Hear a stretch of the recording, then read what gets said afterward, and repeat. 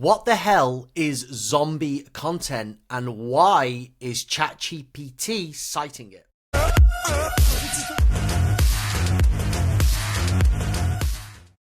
right, so in this situation, zombie content, we're referring to content that is no longer live that the AI models are still citing from. So this is a small study, but I think an interesting one from Kazra.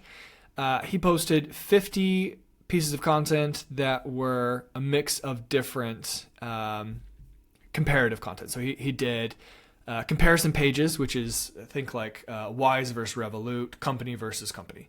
Listicle pages, so best SEO tools for agency, best plastic surgeons in Chicago, and then alternative pages, so Ahrefs alternative, SEMrush alternative, so think company alternative, tool alternative pages. So we found, first of all, that the different models had different speeds of discovery and using them for citing. So Grok and Perplexity were instant. So kind of tells you that they're like more actively searching, right? So when you go to a Perplexity search, you can see it right there. That's all it does. It just searches through the web and finds and is picking out things and summarizing. So instantly finding those pages in Perplexity. Grok, the same thing. Google AI mode, barely found them at all. Not super relevant in this study, but to know that does take more time. And then ChatGPT and Claude took some time, but they did find them. Okay, so that's very interesting. That can kind of tell you if you're looking for short-term move the needle, Grok and Perplexity, that's your answer right there. Is that because then how long it takes? Is this the crawling, or is this because Perplexity is like essentially just like a live web search? So is it like, how's it finding? I think it is like the amount that they rely on web search. So if you trigger a ChatGPT query, you don't always get a web search. Sometimes yes, sometimes no. So it does rely on its training data a lot of the time. Okay, so then he removed the pages. 410, which tells Google that this page is gone, it will not return. So it's not a temporary removal, like this page is done.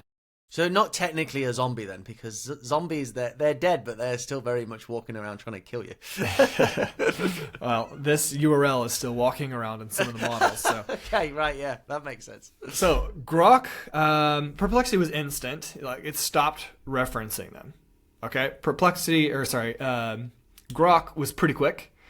And Claude and ChatGPT continued to reference those pages for 2 weeks. So ChatGPT was continuing to say like, oh, according to this post, according to this, and it's content that's no longer there.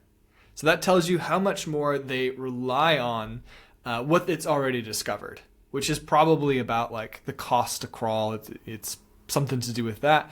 And then we don't really know. It's not like it's made it into the training data, but it is for somehow decided to still use this content that's clearly not going to be showing up in Google. Now, ChatGPT uses Bing. So is it possible that the content ranked longer in Bing? I don't think so. I think there's maybe some way it's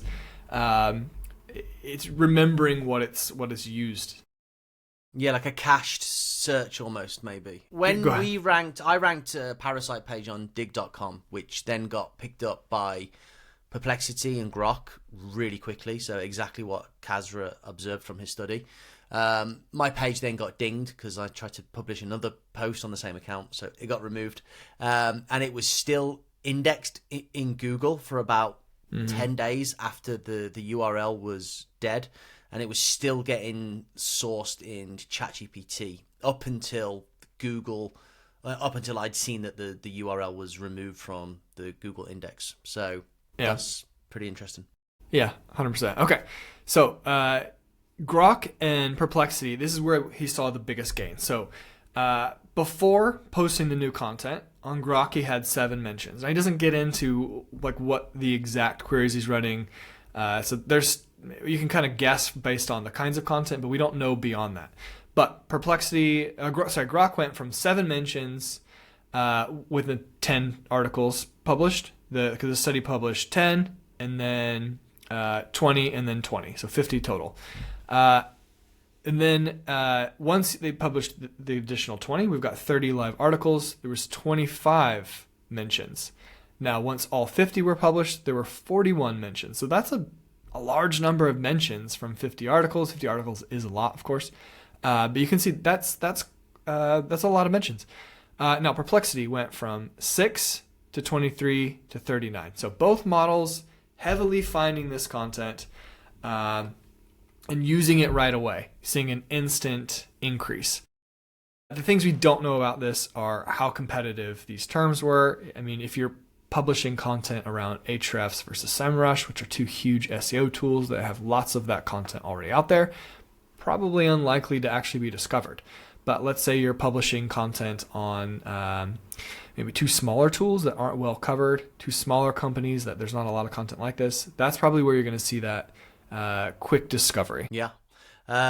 Super interesting. It also makes you think that there is still like the ability for short-term gains if you've got the like capacity and ability to produce stuff quickly, depending on the competitiveness of the niche and the true ROI. Like, is it a good idea to spend your time producing 50 articles to get like cited for low volume, low intent queries inside of Grok compared to putting those resources into something more long-term? But again, interesting.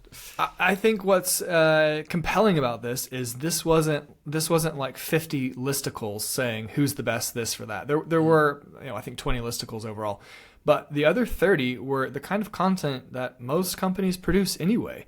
Like your tool versus another tool, that's a very normal piece of content to produce, especially in SaaS. Like alternative content, that should be on your content plan anyway. So I don't think that this is like, for a lot of it, this is content that is maybe wasted just chasing Grok and Perplexity, because maybe you'll have some success from that, maybe you won't. But either way, I think this is a lot of this is foundational content that in the certain spaces you should be creating anyway. I think what this speaks to is the importance of freshness.